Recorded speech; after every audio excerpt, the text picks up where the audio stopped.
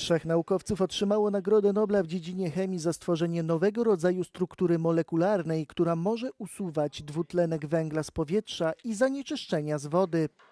Zwycięzcy to Susumu Kitagawa, Richard Robson i Omar M. Yakhi. Ich innowacja obejmuje struktury metaloorganiczne. Są to materiały zbudowane z metalowych węzłów i organicznych łączników tworzących klatki. Pozwalają one cząsteczkom wchodzić i wychodzić.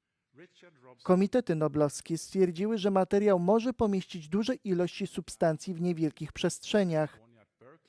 Materiały mogą pomóc w oczyszczaniu wody z chemikaliów, rozkładaniu pozostałości leków i mogą zasilać technologię wychwytywania dwutlenku węgla i zielonej energii. Od 1901 roku przyznano 116 nagród Nobla w dziedzinie chemii. Tylko 8 laureatek to kobiety.